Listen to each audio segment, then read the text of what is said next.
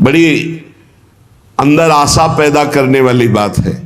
कह रहे कामादि नाम परवशो, जिसने अखंड वृंदावनवास का नियम ले लिया पर वो कामी पुरुष है। कामादि नाम परवशो, वो स्वावसो नहीं है, जितेंद्री नहीं है, वो अजितेंद्री है, कामी पुरुष है। दूसरा यशोर्थी, वो अपना नाम चाहता है, अपना यश चाहने वाला है। तीसरा त्यक्त सत्पथा, संतों के मार्ग का त्यागी है वो। अब रह क्या गया? विचार करो, कितनी बड़ी बात कह रहे हैं। निराशा नाम की चीज नहीं होनी चाहिए। ये बात सुनने के बाद इसी में हम मिल जाएंगे, हमारे लक्षण इसी में मिल जाएंगे। पहला वाला जो वर्णन हुआ श्लोक, वो तो सिद्ध पुरुषों का है। जो अपने लोग पंक्ति में है वो इसी में मिल जाएंगे। कामादि नाम परवशो, इंद्रियों का गुलाम, मन का गुलाम, काम का गुलाम। परवशो, काम के अधीन, इंद्रियों के अधीन, मन के अधीन। यशोर्थी, यश चाहने वाला, मेरा नाम हो जाए, मेरी कीर्ति हो जाए। और त्यक्त सत्पथा, सतमार्ग का त्याग करने वाला, संतों के द्वारा बताए हुए मार्ग में ना चलने वाला। कह रहे कि ययादति तत्कृपा, यदि वृंदावन की कृपा हो गई और उसने निश्चय कर लिया कि मैं आजीवन वृंदावन वास करूंगा, तो कह रहे कथम वृंदावन सिद्धिम न, उसे कौन सी सिद्धि नहीं प्राप्त हो जाएगी? सब कुछ प्राप्त हो जाएगा। भाई ये बात पकड़ लो। ये थोड़ा बहुत कठिन बात है। क्या? आजीवन वृंदावन वास करना। ऐसी ऐसी परिस्थितियां लुभावनी आती है कि आप चलो बस। ऐसी ऐसी भयावनी परिस्थितियां आती, आपको अब तो चलना ही पड़ेगा। वृंदावन का नियम ऐसा कट्टर ले लो कि प्राण निकल जाए सो स्वीकार, लेकिन हम सशरीर जीवित वृंदावन से ब्रज के बाहर नहीं जाएंगे। तो चाहे वो कामी पुरुष हो, चाहे यशोर्थी पुरुष हो, सतमार्ग का त्यागी पुरुष हो, तो भी उसे भगवत प्राप्ति हो जाएगी। धाम वास मात्र से वृंदावन प्रभाव सुन अपनो ही गुण देत, जैसे बालक मलिन को मात गोद भर ले। भगवत प्राप्ति बहुत दुर्लभ दिखाई देती, क्योंकि इंद्रियों को समेट पाना, मन को समेट पाना, रात दिन निरंतर भजन में लगे रहना, जब तक जीवित है कोई गलती ना होने पावे, तब भगवत प्राप्ति। धाम की कितनी महिमा है कि वो कामी पुरुष है, परवश है इंद्रियों के।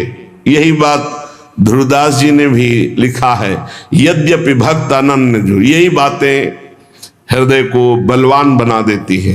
यद्यपि भक्त अनन्य जो, विषय इंद्रियन बस होए, कर्मठ कोटि जितेंद्रियन तेषम लहय न कोय। जो श्यामा श्याम का अनन्य हो गया है, यद्यपि वो अभी विषयी है, जितेंद्री नहीं हुआ, तो भी करोड़ों जितेंद्रियों, करोड़ों कर्मकांडी उसकी समानता नहीं कर सकते, क्योंकि वो श्यामा श्याम का अनुरागी है, श्यामा श्याम का अनन्य है। शरणागति में सुग्रीव जी के प्रति जो भगवान का शरण्य का भाव दिखाया, वो बहुत पुष्ट करता है। सुग्रीव जी से हनुमान जी महाराज, वो देखो जो राजकुमार, सुग्रीव जी तो कांप गए। उनको लगा कि बाली के द्वारा भेजे हुए, क्योंकि बाली यहां सापवश आ नहीं सकता, इसीलिए वो सुरक्षित थे वहां। हनुमान जी से डर करके कहा कि अब तो प्राणों को कहां हम सुरक्षित रख पाएंगे, क्योंकि जहां भागेंगे वहां बाली पहुंच जाएगा। हम इसी पर्वत पर केवल सुरक्षित थे, ऋषि के शाप से वो यहां आता। ये दो दिव्य राजकुमार हमें लगता है उसी के भेजे हुए, तुम जाओ देखो कौन है। हनुमान जी विप्र रूप में गए, सामने अरविंदाक्ष भगवान पर दृष्टि पड़ते ही साष्टांग दंडोत। आप कौन हैं स्वामी? नंगे पैर ऐसे कटीले कंकरीड़े जंगल में भ्रमण कर रहे हैं, आपके इस भ्रमण का हेतु क्या है? कहा मैं दशरथ नंदन राम, और ये लखन, पिता की आज्ञा से हमें 14 वर्ष का वनवास मिला हुआ है। पर आप कौन हैं? विप्र देवता। आप ऐसे मृदु वचनों से और आपको देखने से लग रहा है कि आपका हृदय बड़ा महान है, क्योंकि आंखों में अश्रु आपके भरे हुए हैं। आप कौन हैं? तो बोले, स्वामी मैं तो मंद बुद्धि भूल सकता हूं, लेकिन आप ऐसे पूछेंगे, मैं तो आपका सेवक हूं।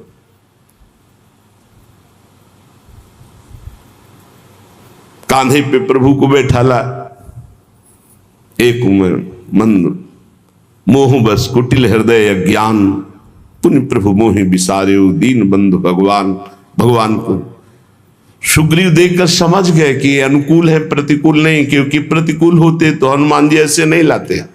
बहुत आनंदित हुए। हनुमान जी महाराज परिचय सुग्रीव का श्री राम जी को, और राम जी का परिचय सुग्रीव को देते हैं। जब परिचय सुना और समस्या सुनी तो भगवान ने कहा, तुम चिंता मत करो, मान लो बाली मारा गया, मान लो, तुम निश्चिंत हो जाओ। वो अग्नि को साक्षी करके मित्रता की हनुमान जी महाराज की कृपा से। सुग्रीव ने कहा, प्रभु मान तो लेते हैं आपकी कृपा से, लेकिन बहुत बलवान बाली है। देखो ये दुंदुभि राक्षस की हड्डियां हैं, ये ताल के वृक्ष हैं, यदि एक बाण में इनको बेध दो तो मुझे विश्वास हो जाएगा बाली मार। भगवान का अमोघ बाण। अब बड़ी प्रसन्नता हुई। भगवान ने कहा, जाओ ललकारो जाकर बाली को। खास बात जहां हमें पकड़नी हो, बात को समझना, आज तक राम जी का भजन नहीं किया सुग्रीव जी ने। हनुमान जी की कृपा से केवल मित्रता हुई। भगवान के वचन पर उसको दोबारा प्रश्न करना पड़ा कि इसको प्रमाणित करो, तब मैं मानूं कि बाली को मार दोगे। वो भी भगवान ने प्रमाणित किया। भगवान ने कहा, जाओ ललकारो जाके। ललकारा। बाली ने सोचा कि हमारे घूंसे के प्रहार से प्राण बचाकर भागने वाला किष्किंधा के द्वार पर ललकार रहा है। अपनी पत्नी तारा से कहा, ऐसा कौन सा बल इसमें आ गया? बोले, प्रभु मैंने सुना है कि सर्वलोक महेश्वर भगवान श्री राम इनसे मिल गए हैं, अब आप इनसे वैर मत कीजिए। तो कहा, अरे अगर भगवान है तो समदर्शी हो, मेरा और सुग्रीव का पक्ष विपक्ष क्यों मानेंगे? वो तो समदर्शी हैं, भगवान तो समदर्शी है। चल, अब एक ही रूप के बाली और सुग्रीव, ऐसी पिटाई सुग्रीव की त्राहिमाम करके भागे। भगवान के समीप गए। भगवान से कहा, प्रभु एक वृक्ष की ओट में थे। कहा, प्रभु कहा था मेरा भाई नहीं, एक काल है, नस नस तोड़ दी, और आपने मारा क्यों नहीं? बोले, समस्या थी कि वहां पहचाना ही नहीं जा रहा था कि सुग्रीव कौन और बाली कौन। क्यों भगवान ने पिटवाया? भगवान को पहचानने की जरूरत है। सर्वज्ञ है, सर्वलोक महेश्वर, सर्वत्र विराजमान, सर्वसत्ता, उनको कोई जानने में अभिमान कि देख लो, आखिरी में तुम देख लो, फिर भी तुम में कोई बल नहीं है, मेरा ही बल महाबल है, तुम में कोई बल नहीं। कर प्रसा सुग्रीव शरीरा। भगवान ने जीव शरीर स्पर्श किया, पीड़ा गई, नवीन बल जागृत हुआ और एक माला अपनी प्रसादी पहनाई। अब जाओ। फिर ललकारा, फिर आए। भगवान ने एक बाण से बाली का जो प्रश्न था, प्रभु मैं बैरी सुग्रीव प्यारा, ये कारण कौन नाथ मुझे मारा? नाथ आप तो मेरे भी स्वामी हैं, मैंने आपका कब वैर किया, कब अहित किया, और इसने कब आपका भजन किया, कब आपका हित किया? आपने उसका पक्ष लेकर मुझे मार दिया। श्री भगवान ने कहा, शरणागत का बैरी मेरा बैरी, शरणागत का मित्र मेरा मित्र। तू मेरे शरणागत को जानता है कि मेरी शरण में हो गया, फिर भी वैर करता है। अंत तो गत्वा अंत्येष्टि क्रिया करा के सुग्रीव को किष्किंधा नरेश पद पे 4 महीने प्रवर्षण पर्वत पर सरकार विराजमान ने, एक बार भी दंडवत करने नहीं। ये हमारी बात है, ये हमारी बात है। फिर भगवान लक्ष्मण जी को भेजा और सावधान करके फिर भगवान से जुड़ जाना। हमसे हो सकती भूल, हमसे कमी हो सकती है, हम अजितेंद्री हो सकते हैं, हम कामी हो सकते हैं, हमसे अपराध बन सकता है, लेकिन रहत न प्रभु चित चूक किए कि करत सुरत 100 बार ही। इसको मैंने स्वीकार किया है, ये मेरी शरण में है। वो केवल अपने स्वार्थ की वह शरण, तो भी भगवान उसे अपना शरणागत मानते। ऐसा स्वभाव उमा राम स्वभाव जे जाना, ताई भजन तज भावनाना। प्रभु का समर्थ नाम, समर्थ धाम, समर्थ लीला, समर्थ रूप ध्यान, किसी एक में हमारी आसक्ति हो जाए। श्रीपाद कह रहे हैं कि यदि वो कामी पुरुष है, पराधीन इंद्रियों के मन के है, वो यश चाहता है, वो सतपथ त्यागी है, लेकिन उसने श्रीधाम वृंदावन के वास का अनन्य अखंड नियम ले लिया, अब उसको कौन सी सिद्धि नहीं प्राप्त हो जाएगी? सब कुछ प्राप्त हो जाएगा। ध्रुवदास जी कहते हैं वो अजितेंद्रीय है, विषयी है, लेकिन श्यामा श्याम का अनन्य हो गया है, तो करोड़ों जितेंद्रियों कर्मकांडी उसकी समानता नहीं कर सकते। विशुद्ध सत्व परमे श्रीमद वृंदावन त्वयि कृतानंतापराधस्य त्वमेव शरणं मम, त्वमेव शरणं मम। हे प्रिया प्रीतम, मैं तुम्हारा हूं, बस। तवास्मीति तवास्मीति वदंतमपि, मैं आपका हूं। श्यामा श्याम, मैं कैसा हूं ये आप जानते हैं। मैं कोई अपनी पात्रता, गुण, तपस्या, साधना के कारण दावा पेश नहीं कर रहा कि आप हमारे हो, नहीं। तवास्मीति, मैं आपका हूं। आपके तो हजारों लाखों करोड़ों अरबों भक्त हैं, पर नाथ मेरे लिए आप ही हो, मेरे आप ही साधन हो और आप ही साध्य हो। तवास्मीति वदंतमपि मामृषा, और खास बात ये भी मैं झूठ बोल रहा हूं, क्योंकि तवास्मीति मैंने बहुतों से बोला है। मैं आपका हूं, मैं आपका हूं, मैं आपका हूं, बहुत से बोल चुका हूं। ये भी सत्य नहीं है। बहुत सुंदर बात, देखो कैसी प्रभु की महिमा है। अगर वो स्वीकार ना करे तो हम झूठों का काम ही नरक में पूरा हो। विशुद्ध सत्व परमे वृंदावन त्वयि,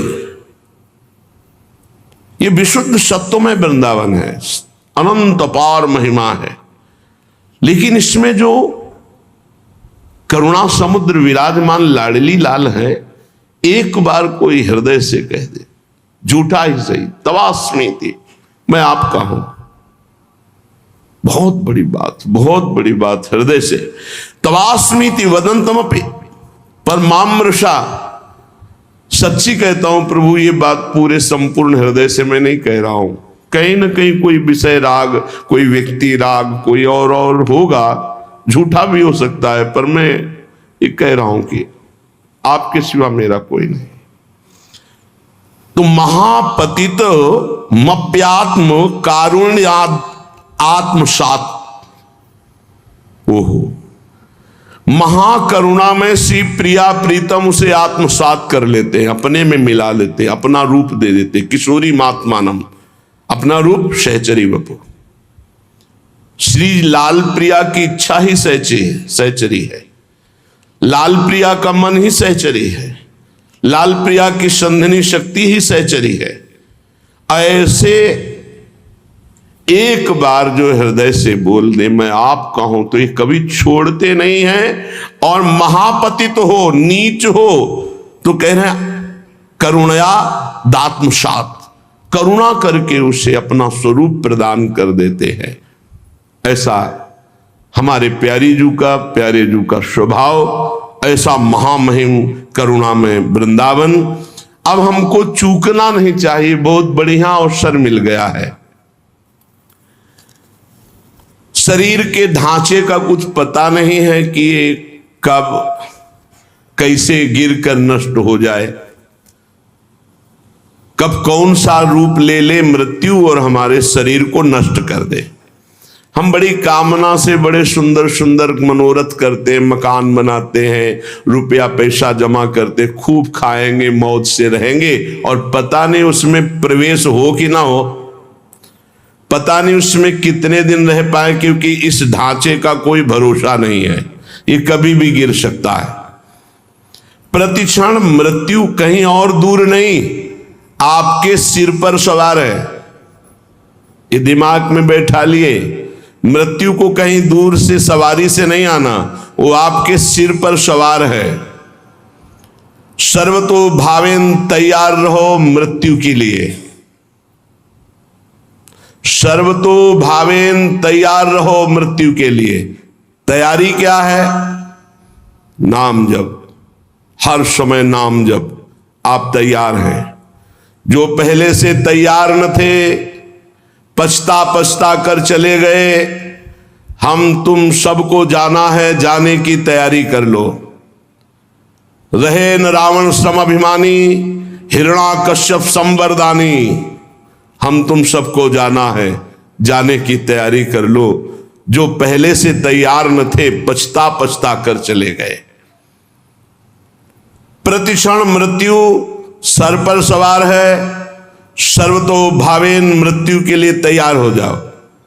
मृत्यु जीवन का अंत करेगी ही तुम्हारे, जीव का नहीं, जीव का नहीं, जीवन का।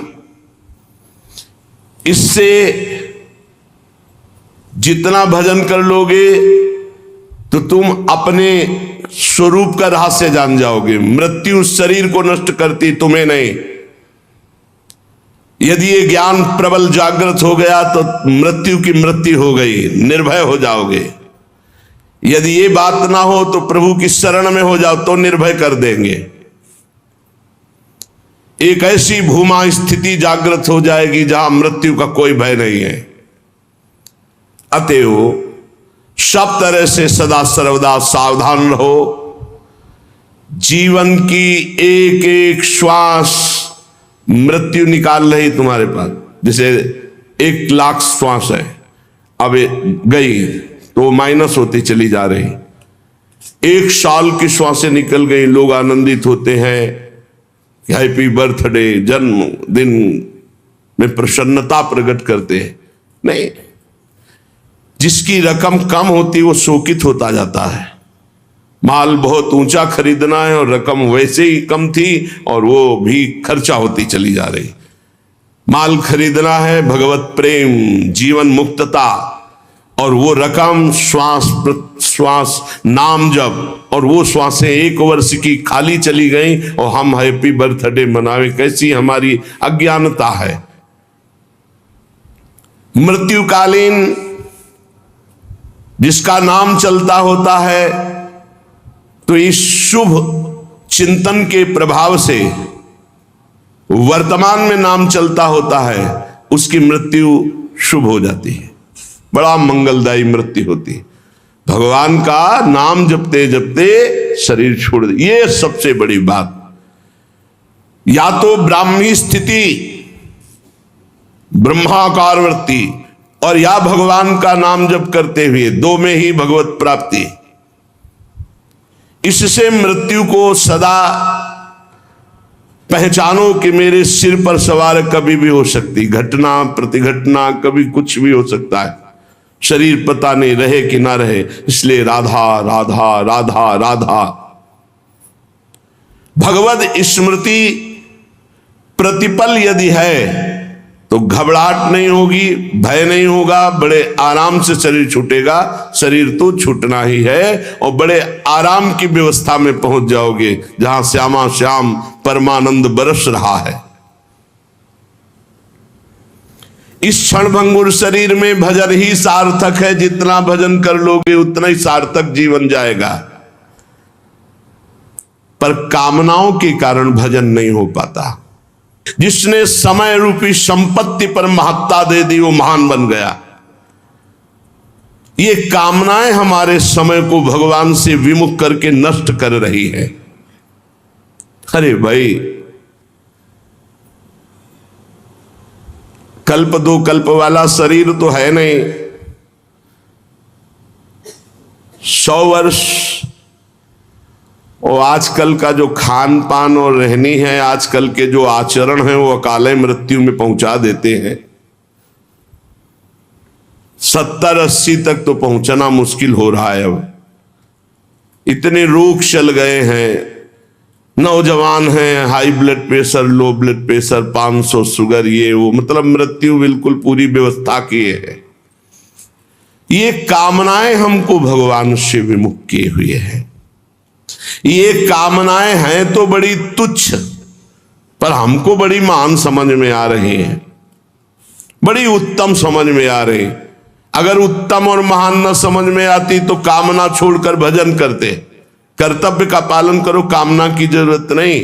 कर्तव्य पालन करते हुए फल में समान भाव रखो। सुख दुख समय कृत्वा लाभा लाभो जया जयो। जय हो या पराजय, लाभ हो या हानि, सुख हो या दुख, अपने कर्तव्य कर्मण्येवाधिकारस्ते मा फलेषु कदाचन। फल की इच्छा नहीं। फल में ही कामना, फल में ही दुर्गति, फल में ही बंध जाना, फल में ही भजन विमुख हो जाना है। भक्ति की कमी, कामना की वृद्धि, यही हमें भजन से विमुख किए हुए है। हम प्रभु को छोड़ करके अगर हमारी कामना भी हो तो किसी और की तरफ ना हो।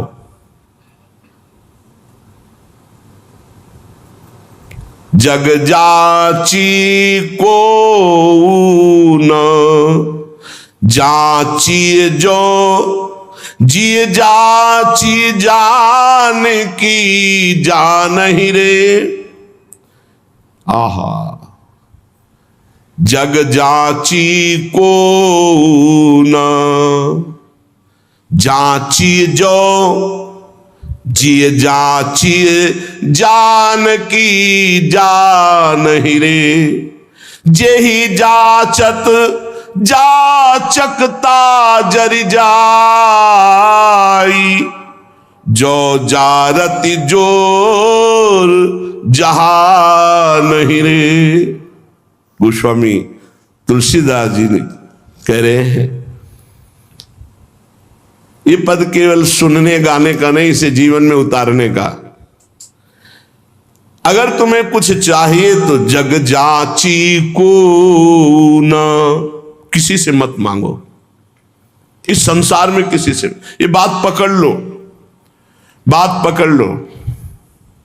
जग जाची को न, मेरी बात मान लो। कोई तुम्हारी बात पूरी नहीं कर सकता। किसी से संसार में कभी किसी से मत मांगना।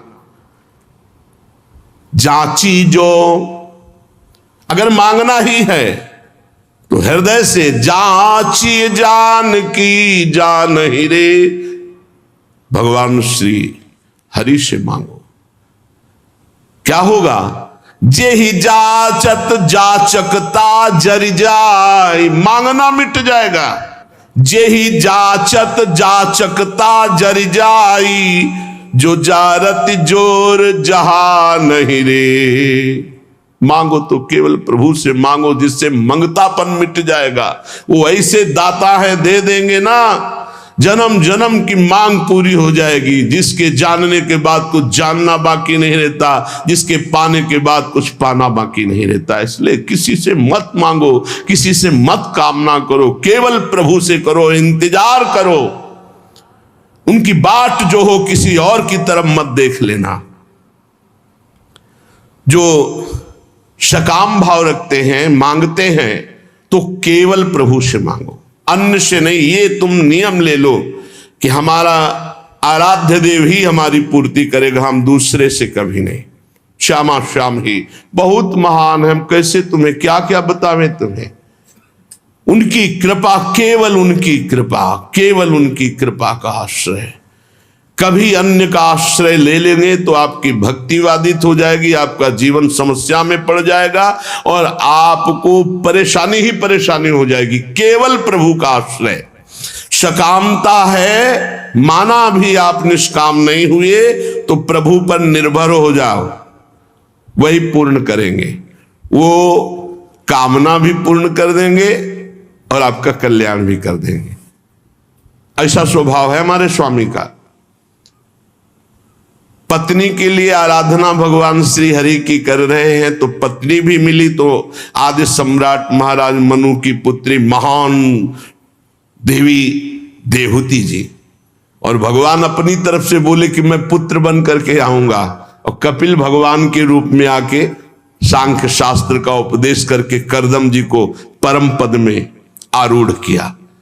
अगर भगवान से मांगा जाए तो विषय भी दे देते और साथ में अपने आप को भी दे देते कि अब तुम हमसे मांगे हो तो अब ऐसी तुम्हारे अंदर ज्ञान वृत्ति जागृत करेंगे कि अब तुम्हारा मांगना मिट जाए, जाचकता जरी जाए। जो आज तक कोई सफल हुआ है मानो, वो केवल भागवतिक शक्ति से, दिव्य शक्ति से सफल हुआ है। किसी को अगर सफलता, लौकिक पारलौकिक वास्तविक सफलता, सफलता का मतलब रुपया पैसा बढ़ जाना, लोग संपत्ति यश मान कीर्ति नहीं, काम क्रोध लोभ मोह मद मत्सर, इन पर विजय प्राप्त करना सफलता है। और तुम लाखों उपाय कर लो, इन पर विजय प्राप्त नहीं कर सकते। इन पर जो सफलता प्राप्त करना है वो केवल भगवान की शक्ति से होता है। भगवान के एक संकल्प मात्र से अनंत ब्रह्मांड प्रकट हो गए। वो भगवान तुम्हारे लिए क्या नहीं कर सकते। तुम अन्य आश्रय, अन्य कामना ना करो, केवल भगवान का आश्रय लेकर भगवान से भगवान की कामना करो, निहाल हो जाओगे। अगर द्रौपदी जी अन्य आश्रय न लेकर के पहले ही भगवान को आर्तभाव से पुकार देती तो समस्या इतनी नहीं बढ़ पाती। समस्या आई तो बहुत जगह मन फैला द्रौपदी जी का। पति हैं, भीष्म जी आदि हैं, हम बड़े बड़े बुजुर्ग जन हैं, भला ऐसा कैसे होने देंगे। और जब कोई नहीं रोका तो अपनी भुजा, अपना दांत का बल, यही सब बातें हमें भगवान से दूरी बनाए हुए हैं, समय की दूरी बनाए हुए। और जहां उन्होंने सब आश्रय छोड़ा और एकमात्र भगवान को पुकारा तो भगवान वस्त्रावतार हो गया। ये केवल कथा सुनाने और पढ़ने की विषय, सुनने का पढ़ने का विषय नहीं, ये जीवन में उतारने का है कि चाहे विपत्ति हो, चाहे कामना हो, कैसी भी परिस्थिति, सीधा श्री भगवान से, सीधा श्री भगवान से आर्त भाव से अन्य आश्रय छोड़कर पुकारे तो हमारे जीवन का बहुत बहुत आनंदमय परिवर्तन हो जाएगा।